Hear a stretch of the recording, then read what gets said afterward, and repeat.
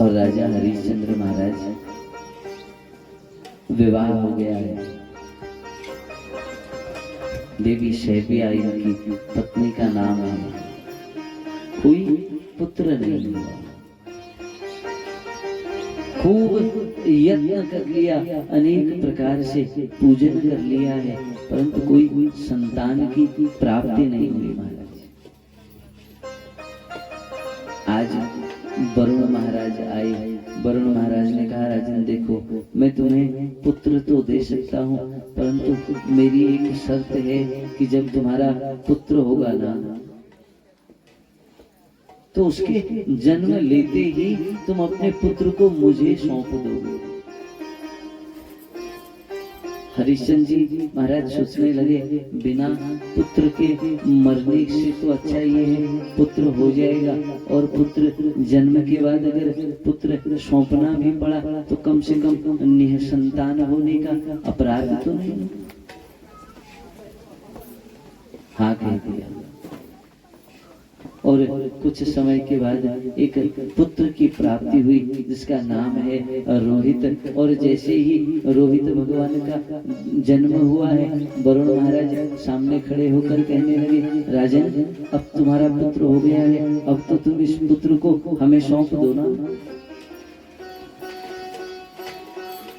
राजा ने कहा, महाराज क्योंकि अब तो पुत्र से मोह भी हो गया था ना, उस समय तो कह दिया।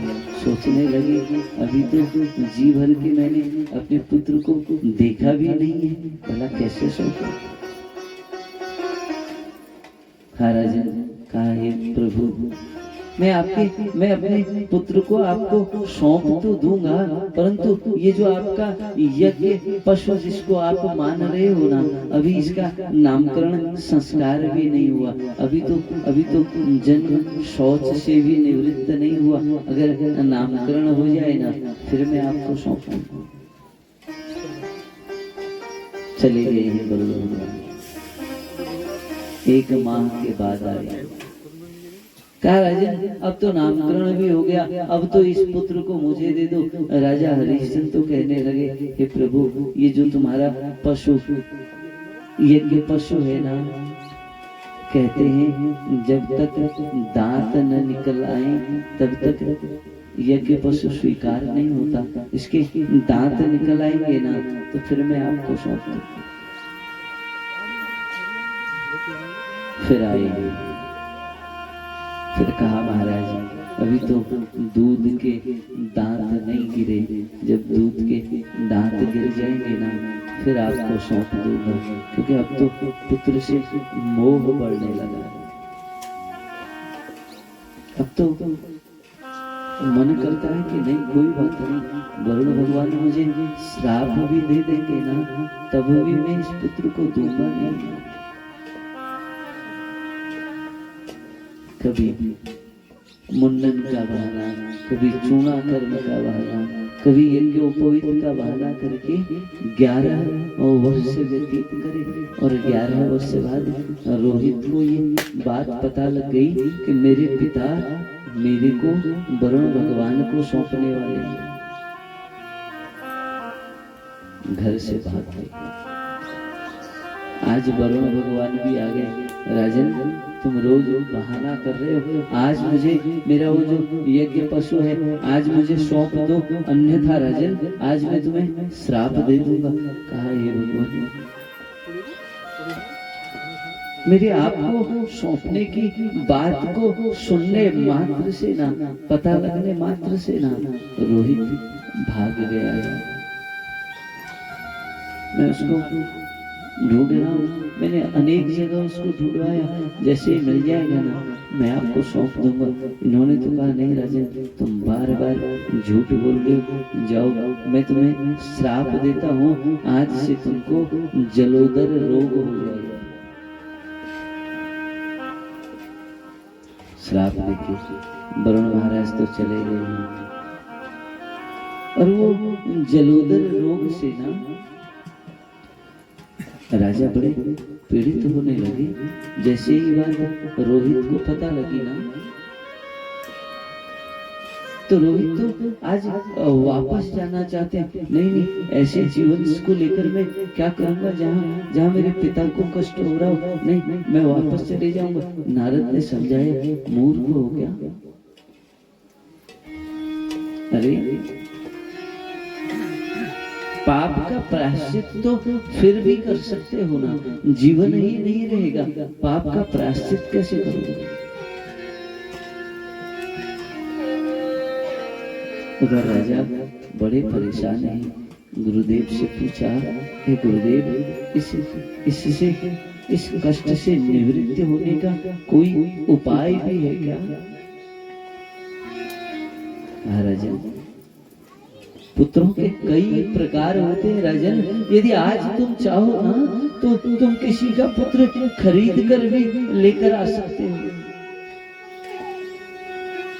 और उस पुत्र को ला करना वरुण देव के निमित्त उस पुत्र का अगर तुम बलिदान कर दो ना तो तुम्हारा पाप दूर हो जाएगा।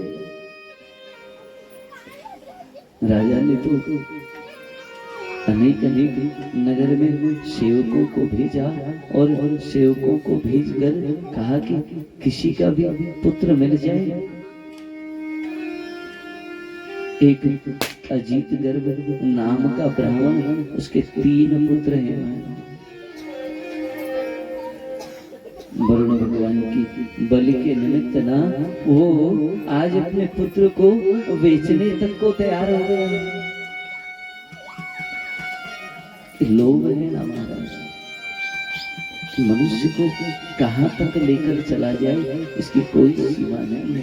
आज बाप अपने पुत्र को बेच रहा है बलिदान के लिए, कह रहा है मुझे तो धन से मतलब है, मुझे कुछ धन मात्र दे दो बस। सुना सेठ है पुत्र का नाम, रोने लगे, हे पिता, क्या मैं तुम्हारा पुत्र नहीं हूं क्या? अरे मेरे 2 और भाई भी तो है ना, उनसे तो तुम इतना स्नेह करते हो, फिर भला मुझे क्यों बेच रहे हो? मैं क्या तुम्हारा पुत्र नहीं हूं? एक भी बात न सुनो। जैसे पशु को खींच कर लेकर जाते हैं ना, वैसे ही पशु की तरह उस पुत्र के गले में रस्सी बांधी और बलिदान के निमित्त लेकर जा रहे। रोने लगे सुना से। आज राजा हरिश्चंद्र के महल में सुंदर स्थान में अनेक अनेक नगरवासी बैठे हुए हैं और एक खंबे से सुना सेफ को बांध रखा है, मानो अभी शीश काटकर इसका बलिदान कर देंगे।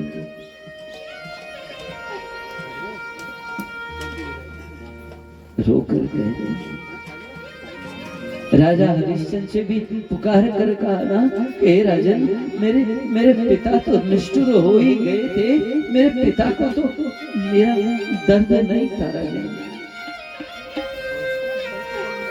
परंतु राजा को भी तो पूरी प्रजा का पिता कहा है ना। हे राजन, मेरी अवस्था पर दया करो, मुझ पर दया करो राजन, मुझे छोड़ दो, मेरा बलिदान मत करो।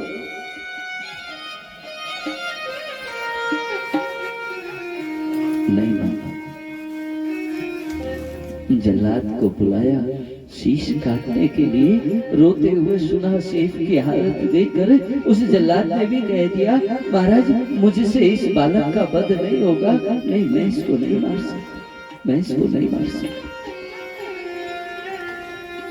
आज उस अजीत गर्भ उस सुना सेठ को आकर, सुना सेठ के सामने आकर कह रहा है, ये राजन कोई बात नहीं, आज पिता कह रहा है राजन मुझे और धन दे दो, मुझे दुना धन दे दो, मैं स्वयं इसका बलिदान कर दूंगा।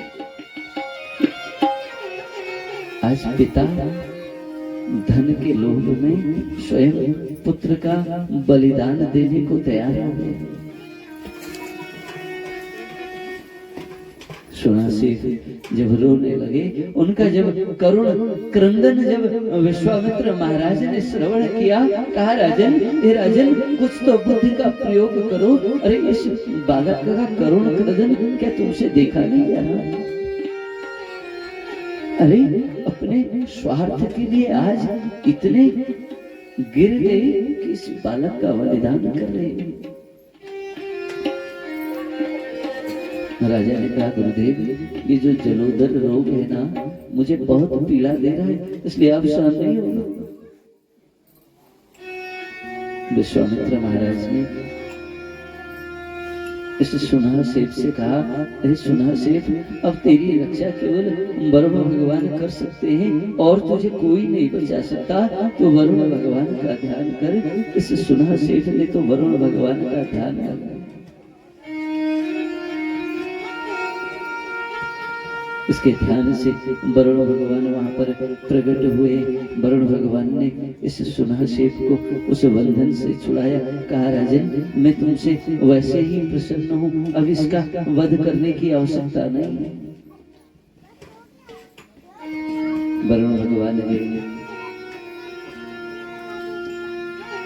सबने कहा, विवाद हुआ, सुनहर सेठ अब किसका पुत्र होगा? सुनहर सेठ ने भी कहा, है विद्वानों, अब बताओ कौन मेरा पिता होगा? आखिर अब मैं किसके साथ जाऊं? अब मैं कहाँ रहूं? विद्वानों ने कहा, वो जो अजीत गर्भ है ना, उसने तो पिता होने का अधिकार उसी समय खो दिया जब पुत्र का मूल्य लगाया था। किसी ने कहा, राजा इसके पिता होंगे क्योंकि राजा ने खरीद लिए। नहीं, राजा भी नहीं, क्योंकि राजा ने खरीद तो लिया था, परंतु ये उसका बलिदान भी तो देना चाहता। किसी ने कहा, वरुण भगवान इनके पिता होंगे। उन्होंने कहा, वरुण भगवान भी इनके पिता नहीं, क्योंकि वरुण भगवान तो मंत्र से प्रसन्न हुए और मंत्र से तो देवता प्रसन्न होते ही हैं। इनके पिता तो स्वयं विश्वामित्र महाराज हैं, जिन्होंने इनकी प्राण रक्षा करने का मार्ग बताया।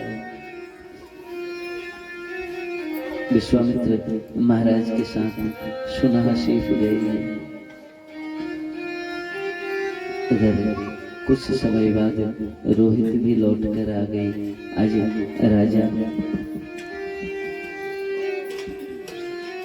आज वशिष्ठ महाराज और विश्वामित्र महाराज ब्रह्मा जी के वहां मिले। राजा हरिश्चंद्र ने राजसूय यज्ञ किया है। वशिष्ठ महाराज तो अनेक प्रकार से प्रशंसा करने लगे। अरे हमारा जो यजमान है ना, वो बड़ा विद्वान है, उसने तो बहुत सुंदर यज्ञ कराया।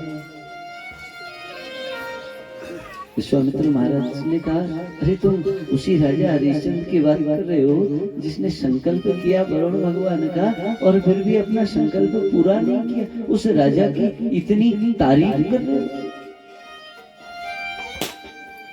इस राजा की इतनी तारीफ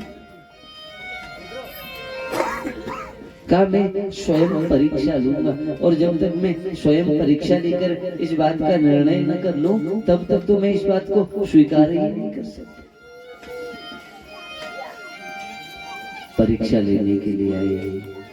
माया का ऐसा जाल बुना है कि राजा से संकल्प करवा लिया कि आज से मेरा सब कुछ मैं आपको दान में देता हूँ। ये संकल्प कराया। निद्रा से जैसे ही राजा उठते हैं, देखा मैंने तो दान का संकल्प कर दिया। द्वार पर स्वयं विश्वामित्र महाराज आ गए। राजन, अब मेरा दान कहाँ है? कहा, महाराज, मैंने वचन दिया है ना आपको, ये राज्य, ये सब कुछ देने का, तो ये मैं आज से आपको देता हूँ। राजन, दान तो दिया, परंतु मेरी दक्षिणा कहाँ है? कहा, अभी तो दक्षिणा की व्यवस्था करता हूँ। सेवक को भेजा, जाओ खजाने से कुछ स्वर्ण मुद्राएं लेकर आओ। इन्होंने विश्वामित्र महाराज ने कहा, अरे राजन, क्या कर रहे हो? उस स्वर्ण, अब उस राजकोष पर तुम्हारा अधिकार नहीं, क्योंकि तुमने तो मुझे दान दे दिया है। वही राजन, यदि तुम दक्षिणा नहीं दे सकते हो ना तो अभी भी स्वीकार कर लो, कोई बात नहीं, मैं भूल जाऊंगा, मैं इस बात को भूल जाऊंगा। कहा नहीं गुरुदेव, मैं अवश्य आपकी दक्षिणा दूंगा, पर मुझे कुछ समय का की मोहलत दे दो, मुझे कुछ टाइम दे दो, मैं आपकी दक्षिणा की व्यवस्था करूंगा। 1 माह का समय दिया है। आज महीना पूरा होने को,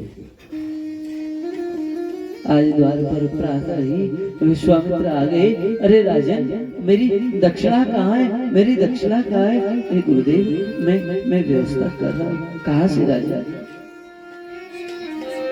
आज महीने का अंतिम दिन, आज भी तुम्हें पता नहीं।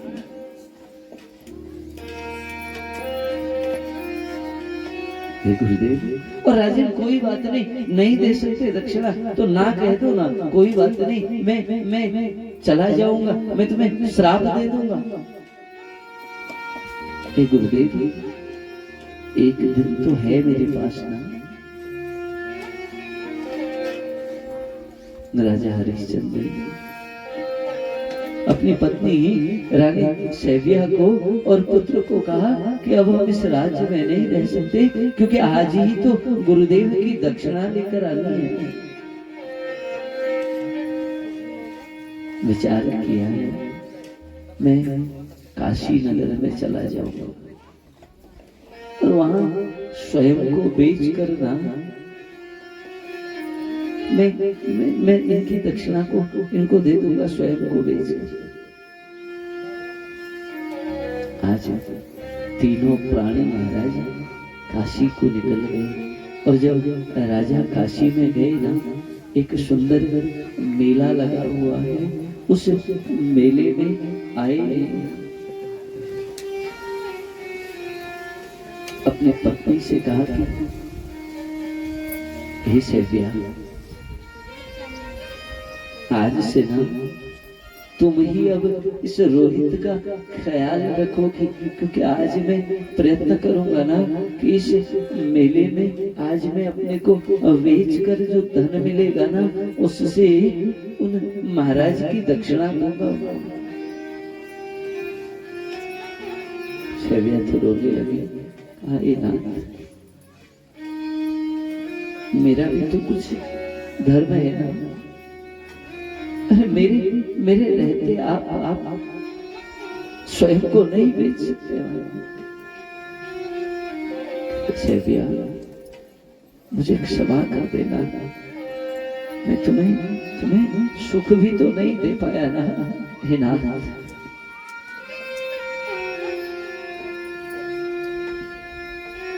आज राजा ने पत्नी को बेचने का मन बनाया है। महाराज,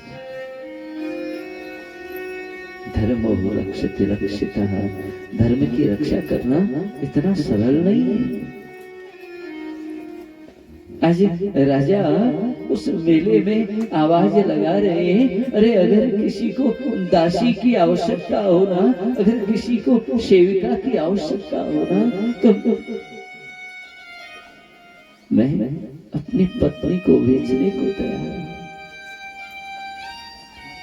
जिस सैव्या का मुख आज तक स्वयं सूर्य भगवान भी न देख पाए होगा, जिस सैव्या ने कभी धरा पर चरण न रखा होगा, आज राजा उसको बड़े बाजार में बेचने निकला है। धर्म की रक्षा इतनी सरल नहीं है। कुछ लोग आपस में बात करने लगे, अरे देखो कितना कितना पापी है ये, कोई चांडाल होगा जो अपनी पत्नी को बेचने जा रहा है, ये कोई चांडाल होगा। राजा के हृदय पर तो प्रहार हो, कह रहे हमें चांडाल तो, अरे मैं पापी तो जो आज अपनी पत्नी को बेचने।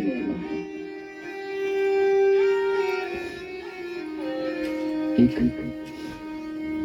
सेठ आया, उसने पूछा, अरे तुम्हारी ये सेविका मुझे आवश्यकता है, मुझे घर के कार्य इत्यादि के लिए आवश्यकता है, तुम क्या बेचोगे? पर पत्थर रखकर राजा ने कहा, सेविया का मूल्य राजा को दिया। जैसे ही वो सेठ तो जैसे ही केश के बालों को खींचकर, केशों को खींचकर ले जाने लगा तो राजा तो रोने लगे, ए सेविया मुझे माफ कर देना, मुझे क्षमा कर देना, तुम्हारा अपराधी हूं। छोटे से रोहित ने जब माँ को जाते हुए देखा ना, दौड़कर पीछे से जाने लगा, माँ माँ। देवी सेविया ने तो रोकर कहा, महाराज मेरे पुत्र को भी खरीद लो, क्योंकि मैं पुत्र के बिना जीवित नहीं रह पाऊंगा। उस सेठ ने पुत्र का भी मूल्य राजा को दिया है। बालक को खींच कर लेकर जा रहा है। राजा देख रहे, सोच रहे, आज तो मेरे पितृ भी मुझे धिक्कार रहे होंगे। अरे हरीश्चंद्र, तो आज अपनी पत्नी और पुत्र की भी रक्षा न कर सका। सामने विश्वामित्र महाराज आ गए, राजन मेरी दक्षिणा कहाँ है, मेरी दक्षिणा कहाँ है? हे गुरुदेव, ये लो आपकी दक्षिणा। राजा केवल इतना, अरे इतनी ही दक्षिणा होती है क्या? और राजन ये धन तुम कहाँ से लाए हो? महाराज सोचने लगे, कैसे बताऊं कि मैं अपनी पत्नी को बेचकर, अपने पुत्र को बेचकर इस धन को मैंने प्राप्त किया, मैं कैसे बताऊं? नहीं, गुरुदेव आधा ही तो दिन बीता है, मैं आपकी वो दक्षिणा भी लौटा दूंगा, मुझे आधा दिन और दे दूंगा। राजन अगर कल प्रातः तक मेरी दक्षिणा न मिली ना, तो मैं तुझे श्राप दे दूंगा। विश्वामित्र जी तो अंतर्ध्यान। एक चांडाल आया, उसने राजा को भी खरीद लिया। राजा के हाथ में वेड़ियां डाल दिए, गले में जंजीर डाल दी और जाकर एक कोठड़ी में बंद कर दिया। महाराज वो राजा जिससे देवराज इंद्र भी घबराते हो, एक कोठड़ी में बंद हो गए। एक चांडाल आके, उस चांडाल का काम है शमशान में जो जलने के लिए जो शव आते हैं ना, उनसे कर उगाना। आज राजा हरिश्चंद्र की सेवा उसने उस शमशान घाट में लगा दी और जंजीरों से बंधे हुए राजन को वहां छोड़ दिया। कहा, जितने भी शव है ना, उनसे कर वसूल करो। और राजन जो कभी चमेली, गुलाब इत्यादि की खुशबू के बीच रहता था ना, आज पकते मांस की गंध के बीच रहता है।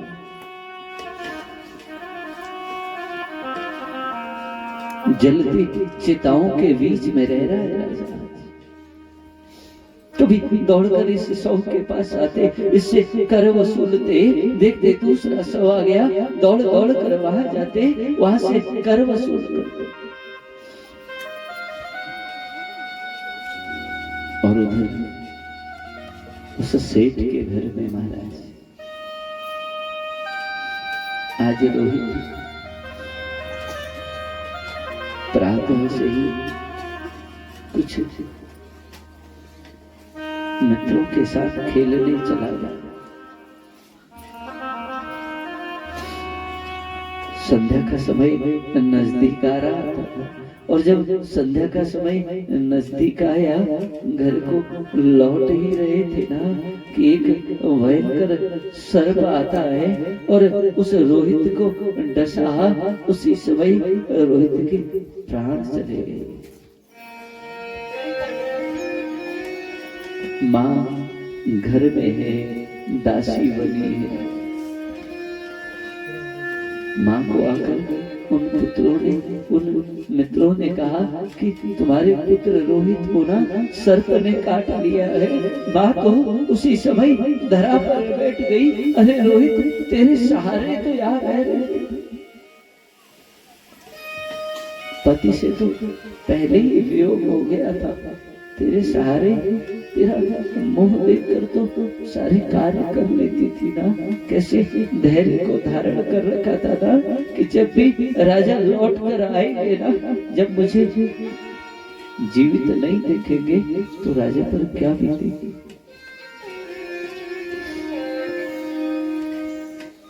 सेठ से कहा मुझे कुछ देर के लिए अपने पुत्र से मिलने जाना है। उसने तो कहा अरे ये संध्या का समय है और तू रो रही है, तुझे पता नहीं है कि संध्या के समय रोते नहीं। अरे महाराज, मेरा पुत्र मरा, जिस माँ का पुत्र मरा हो, भला वो रोने के लिए भी समय देखेगी क्या? मुझे कुछ समय के लिए जाने दो। नहीं माना। कहा पहले घर का सारा काम निपटाओ और उसके बाद जाओ, परंतु ध्यान रखना इस संध्या के समय रोना भी नहीं। हृदय पर पत्थर रखकर माँ ने सारा काम निपटाया है घर में, और सारा काम निपटा करना आज मध्य रात्रि के समय माँ घर से निकली है रोहित को पुकारते हुए। अरे रोहित, पुत्र रोहित, तेरे पिता जब आकर उससे पूछेंगे मेरा पुत्र कहाँ है, तो रोहित में क्या जवाब दूंगी तेरे पिता को? रोहित मेरी बात सुन ले। समीप गई, रोहित के शव को माँ ने देखा, हृदय से लिपट गई है माँ। अरे रोहित, आज प्रातः की तो बात है ना, अरे तू तो बड़ा स्वस्थ होकर गया था खेलने।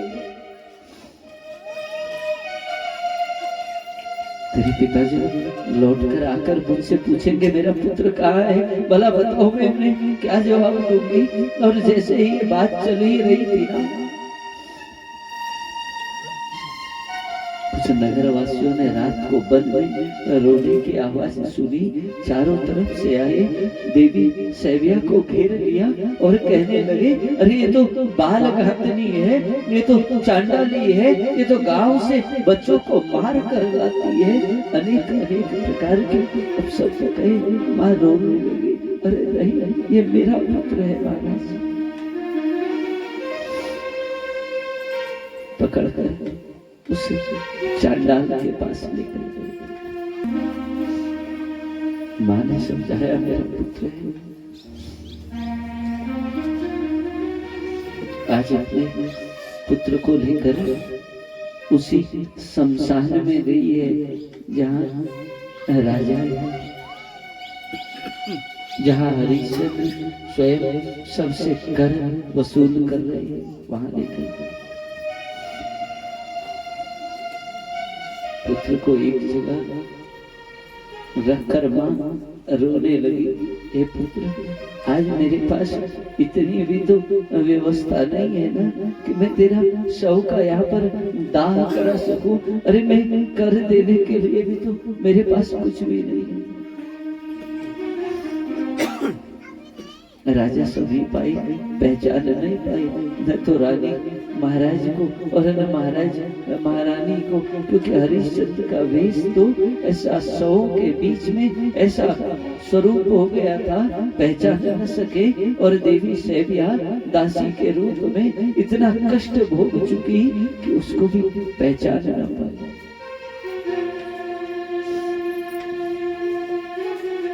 राजा ने पूछा देवी क्यों आई हो? कहा मेरा पुत्र मर गया, मुझे इसका सौदा करना है, परंतु मेरे पास देने के लिए कुछ नहीं। रानी, यहाँ बिना कर के तो सौदा हो ही नहीं सकता, क्योंकि ये तो नियम है, मैं बिना कर के लिए तुम्हारे पुत्र का सौदा नहीं कर सकता। साड़ी से एक पल्ला मारा। राजा ने जैसे ही रोहित का चेहरा देखा, राजा पहचान गए, अरे ये तो मेरा रोहित लग रहा है, ये तो मेरा पुत्र लग रहा है। रानी को भी पहचान लिया। तीनों रोए खूब, हे विधि आज तूने कैसा दिन दिखाया महाराज, जो राजा तीनों लोगों पर राज करता हो, देवता भी जिससे घबराते हो, आज वो राजा शमशान में बैठा है, पुत्र मर गया, शवदाह करने के लिए कोई व्यवस्था नहीं।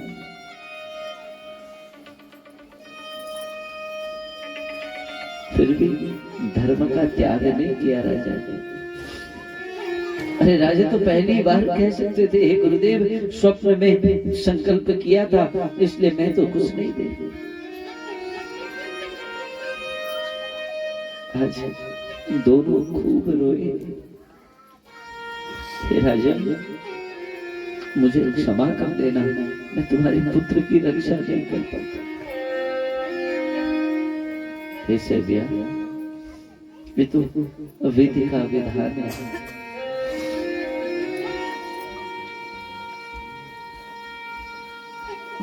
शव को चिता पर रखा है और राजा जैसे ही अग्नि देना ही चाह रहे थे ना, विश्वामित्र महाराज समक्ष प्रकट हो गए। रुको राजन, रुको राजन, मैं तुमसे बड़ा प्रसन्न हो गया हूँ।